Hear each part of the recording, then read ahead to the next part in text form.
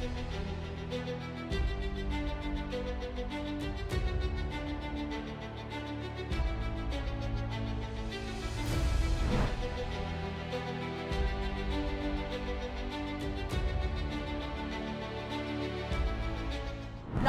আপনারা দেখছেন সুদর্শন বাংলা। আমি আপনাদের সাথে অনুষ্কা চক্রবর্তী। 2024-এর উপনির্বাচন ও তার ফলাফলে রাজ্যের রাজনীতির এক নতুন দিগন্ত উন্মোচন ঘটেছে। 13ই নভেম্বর পশ্চিমবঙ্গের 6 কেন্দ্রে বিধানসভা উপনির্বাচন সম্পন্ন হয় এবং তার ফলাফল ঘোষিত হয় 23শে নভেম্বর।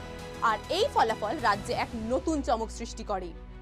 এই 6টি আসনের মধ্যে গত বিধানসভা নির্বাচনে 5টি আসনই ছিল তৃণমূল কংগ্রেসের দখলে। শুধু একটি মাদারিহাট আসন ছিল বিজেপির। তাও এবারের উপনির্বাচনে তৃণমূল কংগ্রেস আওতায় এনেছে।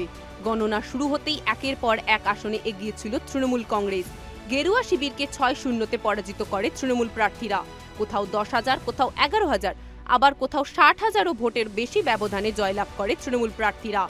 উপনির্বাচনের ফলাফলে কেবল বিজেপি নয়, বিরোধী দলগুলির মধ্যে কংগ্রেস ও বামেদেরও ছন্নছাড়া অবস্থা। একমাত্র হাড়োয়া আসনে দ্বিতীয় হয়েছেন বাম সমর্থিত ইন্ডিয়ান সেকুলার ফ্রন্টের প্রার্থী পিয়ারুল ইসলাম। বাকি 5 আসনেই জামানত হারিয়েছেন বাম প্রার্থীরা। কংগ্রেস প্রার্থীদেরও জামানত বাজেয়াপ্ত হয়েছে 6 আসনেই। এবার দেখা যাক কোন দলের প্রার্থীরা কত ভোট পেয়েছে। সিতাইয়ে জয়ী হয়েছেন তৃণমূল কংগ্রেসের প্রার্থী সঙ্গীতা রয়। তার প্রাপ্ত ভোট 1,65,984টি ভোট। আর বিজেপি পেয়েছে 35,348টি ভোট। মাদিরাহাটে জয়ী হয়েছেন তৃণমূল কংগ্রেসের প্রার্থী জয়প্রকাশ টোপ্পো। তার প্রাপ্ত ভোট 79,186। অন্যদিকে বিজেপি পেয়েছে 51,018টি ভোট। নৈহাটিতে জয়ী হয়েছেন তৃণমূল কংগ্রেসের প্রার্থী সনদ দে। তার প্রাপ্ত ভোট 78,772 এবং বিজেপি পেয়েছে 29,495টি ভোট। হাড়োয়াতে জয়ী হয়েছেন তৃণমূল কংগ্রেস প্রার্থী রবিউল ইসলাম।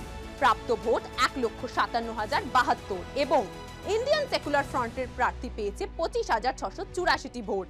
মেদিনীপুরে জয়ী হয়েছেন তৃণমূল কংগ্রেস প্রার্থী সুজয় হাজরা। তার প্রাপ্ত ভোট 1,15,104টি ভোট। অন্যদিকে বিজেপি পেয়েছে 81,104টি। তালডাংরায় জয়ী তৃণমূল কংগ্রেসের প্রার্থী ফাল্গুনী সিনাবাবু। তার প্রাপ্ত ভোট 98,926 এবং বিজেপি পেয়েছে 64,844টি ভোট। এক্ষেত্রে উল্লেখযোগ্য বিষয়, 2011 সালে তৃণমূল কংগ্রেস ক্ষমতায় এলেও মাদারিহাট আসনটি ছিল তৃণমূলের অধরা। তারা এই প্রথমবার এই আসনটি দখল করে। 2016 এবং 2021 সালে এই আসনে জিতেছিলেন বিজেপির মনোজ টিগ্গা। তবে এই প্রথম মাদারিহাটে জয়ী তৃণমূল কংগ্রেস।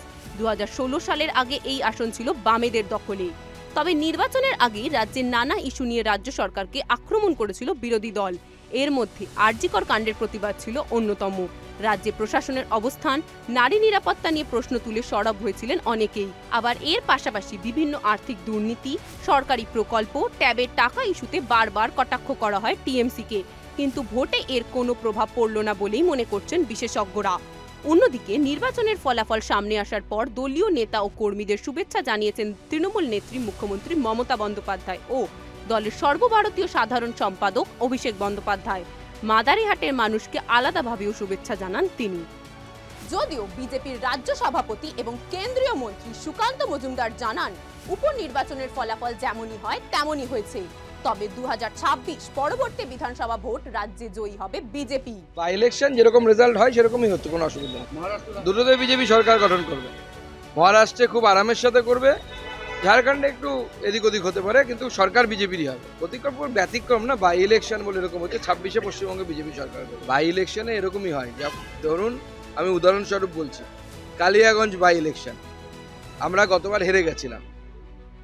গতবার যখন বাই ইলেকশন হয়েছিল, লোকসভা জেতার পর কালিয়াগঞ্জ বাই ইলেকশন, 19-এর লোকসভা জেতার পর কালিয়াগঞ্জ বাই ইলেকশন আমরা হেরে গেছিলাম। 21-এর কালিয়াগঞ্জ আমরা জিতেছি, বিপুল ভোটে জিতেছি, ক্যান্ডিডেট নিয়ে রিসেন্ট থাকার পরেও জিতেছি। আবার 24-এ আমরা লোকসভাতে জিতলাম, আবার 26-এ বিধানসভাতে জিতবো। বাই ইলেকশন আর নর্মাল ইলেকশনের রেজাল্টের মধ্যে ওদের কাকে বানাবে, কোন চোরকে, বড় চোরকে, ছোট চোরকে বানাবে, ওদের ব্যাপার নিয়ে বাংলার মানুষ। এখন প্রশ্ন, তৃণমূল কংগ্রেসের এই ঐতিহাসিক জয়ের পর কি হবে বিজেপির প্রতিক্রিয়া? দেখতে থাকুন সুদর্শন বাংলা। জয় হিন্দ, জয় ভারত।